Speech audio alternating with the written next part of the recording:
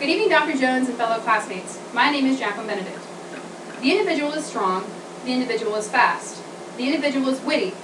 The individual's performance is top of the class. This person's name, you may ask.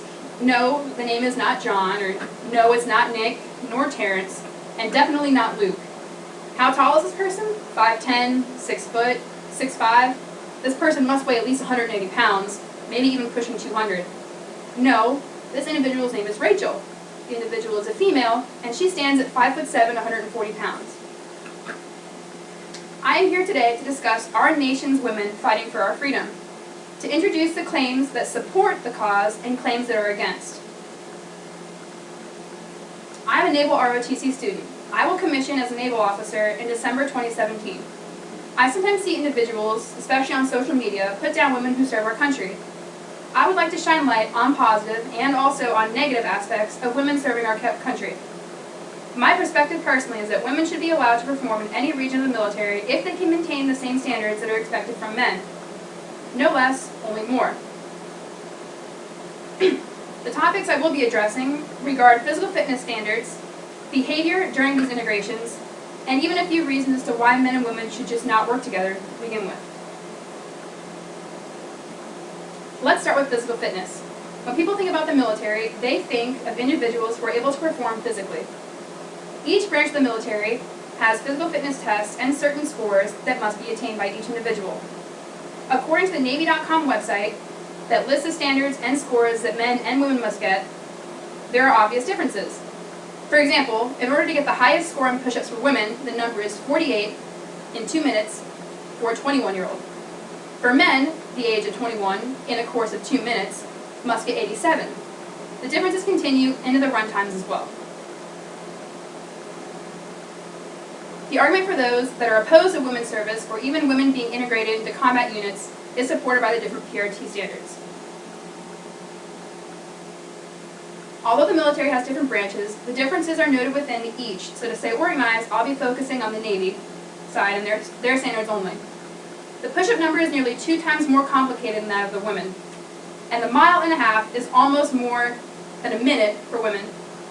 Some people ask, how can women want all this equality and still perform at lower standards than men? According to the Global Issues blog, women are weaker. Women lack the same physical strength that men have, and when up against men that are double their size, it's very likely that a female will have trouble either keeping up or carrying the same weight that this male can carry. Looking at other viewpoints, why is there focus merely on what women cannot do and rather what they can do? Yes, the standards are different physically, but just because a standard on a piece of paper tells you what you should get, it doesn't mean that women is going to be satisfied with that. Women all over, women in my unit specifically, can blow away their standards for fitness. Yet, instead of focusing on their capabilities, critics choose to define her by what standard her gender was given. Maxing out a PRT for a woman who is 21 is set at a time of 9:47. The max out time for men at the same age is 8 minutes and 30 seconds. I myself have witnessed women in this unit run below a 9:30, and I have even seen men struggle to hit 10 minutes. Claims of bringing women into male-dominant societies have also brought up many points regarding the behavior of men working together. One of the biggest arguments that I've seen is that allowing women into these spaces will cause disruption within the unit. With a ratio that has women heavily outnumbered, eyes tend to focus on her and her only, whether it be men watching her until she messes up or even because they're attracted to her. The focus is on how well or how badly she does her job. A website called Sister in Arms makes claims that a woman who joins a combat unit will more than likely disrupt the training environment, that because many men uphold their specific gender roles, they may be more likely or willing to protect her and disregard the mission at hand. An opponent of these cons listed, why is it that because men who do not know how to withhold cohesion in a unit, we must then instead punish the woman and tell her that she cannot serve? The idea that men cannot contain themselves, whether it be sexually, mentally, physically, it doesn't matter, it should not have an impact on what job the woman can do. The training, of course, would have to focus on integration of females as well, but maybe if the problem is men not being able to control themselves around a woman, then maybe they should go through additional training as well. With women in the service, will the job standards be lowered, or should standards be more inclined to fit all individuals total? Our nation's defense should never be lowered. With women being integrated into all jobs of the military, the one thing that cannot and must not change are the standards of the job. Our nation relies on having a heavy defense that is prepared for anything and is willing to take anything. Having soldiers and sailors who can run, swim, outthink, and lead individuals is what this country needs to stay on top. Alright, so before I get to my conclusion, I'm now going to offer up the floor for questions. Yes? What is PRT? You stated it earlier in your speech. A PRT is a physical readiness test, which basically involves 2 minutes of push-ups, as many push-ups as you can do in 2 minutes, 2 minutes of sit-ups, as many sit-ups as you can do in 2 minutes, and a 1.5 mile run. That's PRT. Yes? Can you explain to me some of these special operations that the Navy has? Alright, so within the Navy, there is a special warfare group called U.S. Navy SEALs, and there is also a special operations group called Explosive Ordnance Disposal. SEALs work more with shooting, diving, jumping out of planes, going underwater, salvage. But EOD is specific for mainly, I don't want to give too much classified information, but basically disembodying bombs, and they blow things up. Right now, there is only a few women in the special operations community, and currently there are no females within the special warfare community.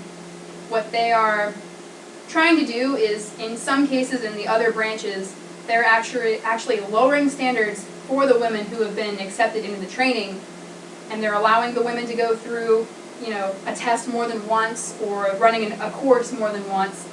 And that's where some of the critics here are especially against, saying that if they can't maintain a standard as the same as a guy, why should they be given the same rank as a man who worked twice as hard, got only one chance to do it, and had a higher standard of fitness to go through? So, yes? But don't you think lowering the standards just for females would kind of lower the capabilities of the team? Absolutely. If you lower the standards for a woman or anyone in general, then you are basically lowering the standards of this nation's military. So, yes. So, do you think that women should even be allowed in the special warfare? Of course. Facts state that there are women nowadays who can run sub 9 mile minutes, sub 9 minute miles. There are women who can knock out 20 pull-ups. There are women who can knock out 100 push-ups. There are women who can blow men out of the water when it comes to physical fitness. There's women who can swim 7-minute 500 combat side strokes. But no matter what your physical strength is, when you go through that training, everything changed. You can have a man who can run a 6-minute 1.5 miles to get there and drop out of school because it's too tough. What is involved is not just your physical fitness, it's what your mental capability is, your mental toughness. So having a woman who can not only perform physically, but is maybe more level-headed, who knows how to handle situations better, could be a better Navy SEAL than a man. She could be a better explosive ordnance disposal operator than a man. So I do believe that if a woman is capable of going through the same training as men, gets called the same names a man does, has to wear the same thing a man does, can't care about her hair or her personal hygiene like a typical woman may, then why not? I don't believe that a woman should be criticized on her ability because maybe a man doesn't feel comfortable with, working with a woman when she can outperform him. So that's my opinion. Thank you. Go ahead. Is there a possibility that there may be some sexual relationships between the male and female special operators? Yes.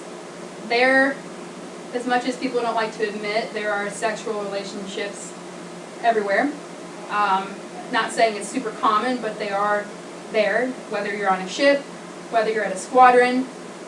There is always a possibility that maybe they may fraternize within their special operations or special warfare unit.